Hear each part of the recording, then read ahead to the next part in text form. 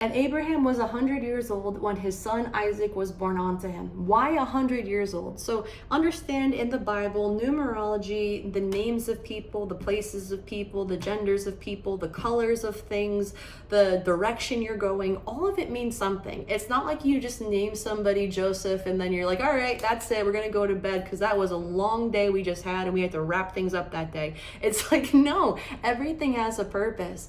So when you see the number 100, what does that mean? The number 10 in numerology is in Greek means like deca, and deca is the completion of a cycle. So when you have 10, you also have 1 and 0. In numerology, you don't count the 0 traditionally, so you can drop it, which also means 1. 1 correlates to the masculine principle and 0 correlates to the feminine principle. From what I understand, the masculine principle being 1 is because of what you circumcise, right?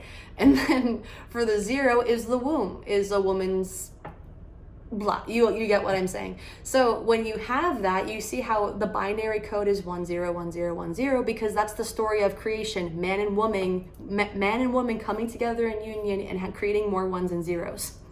That's what code is, right? That's what the matrix is. So when you have 10 and 10, what that means, in my opinion, is just magnifying the power of completion twice. First, you have the first 10, which is the inner journey, the first 10 you had to sacrifice within when you recognize you're not your mind. This could be seen as Abraham going to Egypt, fighting with Pharaoh, having a plague get sent to the house because God was like, why did you give Sarah to Pharaoh? Like, what were you thinking? All this stuff. And all that is allegory for you wrestling with your mind and your emotions and your spirit and trying to figure out who is who in your own reality. And I've been there multiple times, right? Sometimes I think my emotions are guiding me to do a particular thing. And personally, this is my opinion, I do not believe your emotions guide you to do anything.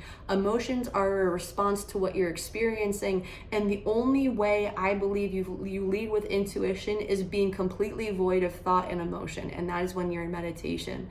You go with what feels good. It's not necessarily an emotion you're feeling. It's just like, this is a knowing. This is correct, right? So that's my point of view. Will I think differently in the future? Maybe, I don't know. I'm always learning, but for right now, that's what I got going on. So again, the first 10 is trusting God without knowing the destination. He left the city of Ur behind. He had been there for over 70 years, and like God was like, hey, just come over here. Just come, leave your city, everything you know. I believe Ur means sin.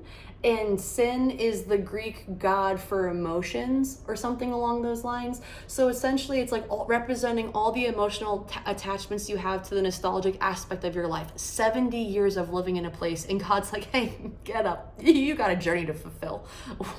You'd be like, what? Right? Like logically that doesn't make sense, but intuitively it does. So that is the first 10. It's the inner journey, it's trusting the calling. The second 10 is the outer testing. So it's like the whole time Abraham is like, well, first he was Abram, he got the H, became Abraham. That's like also a part of the journey, the testing, because you have to understand you're a spirit, which is symbolic of the H, getting the H in your name, because H, if you look at Yahweh, people say, oh, Yahweh is the breath of life, because Yahweh, I mean, you can't spell a breath, so they did YHWH or whatever. And then I also learned that YH is the masculine nature, WH is the feminine nature. It just depends on where you do research. Everyone has opinions. History is open to interpretation. So again, take everything I say with a grain of salt. But Y being the masculine nature, W being the feminine nature, H representing the spirit, right? So when you balance the two, you're in union with self and source. So it's about, like, the H is the spirit also, because in Hebrew, when Jewish people speak, they'll be like l'chaim. They have like very breathy words because they're breathing spirit, they're breathing life into what it is they're telling you. And words carry vibration, right? So it's like casting spells with spirit. That's why I believe personally they speak the way they do.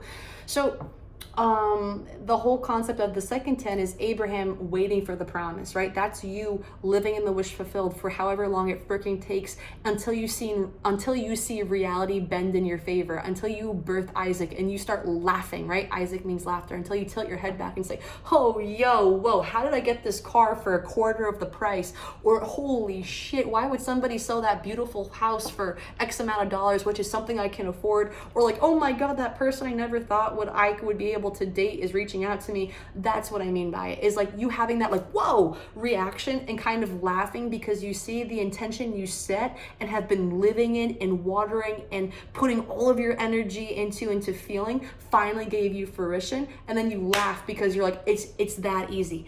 All it is conviction. And the less exhausting manifestation becomes because you recognize this is how you have to show up in life.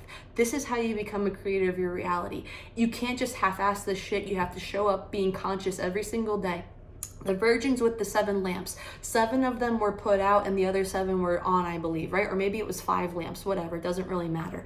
What that represents is consciousness. Your consciousness can be dimmed if you do not have oil to spark the lamp, right? So when you don't have oil, meaning the Christos going down your spine when you're in meditation to like open up the Kundalini energy or whatever, the Holy Christos, which is how you get the Holy Christ or the Holy Claus or Santa Claus, that whole analogy came from the concept of the oil, or it's like the land flowing with milk and honey, right? That's like the oil or some shit going down your spine and going back up. It's all in relationship. All of those things correlate to each other, right? All mythology, all tales correlate back to you and literally consciousness. So I went off on a whole tangent there, man. Wow. Oh, sorry. So going back to the virgins with the lamps off and the lamps on, is your consciousness going to be void of oil, or is it going to have oil in order to spark the light, the enlightenment, right? The oil is you going into meditation and letting it drip down your spine. I forget if it comes from your pineal gland or your pituitary gland, one of those. But you can look up the biology of it, the biology of meditation. So essentially that's what this is. Are you going to wake up conscious every day, or are you going to fall asleep to it? And that's going to be part of your inner and outer journey. You have to choose. You have the red pill and the blue pill, and that's what the Matrix is about. The red pill is you receiving the truth and waking up to the truth. The blue pill is you staying asleep. Okay, so we have verse 6.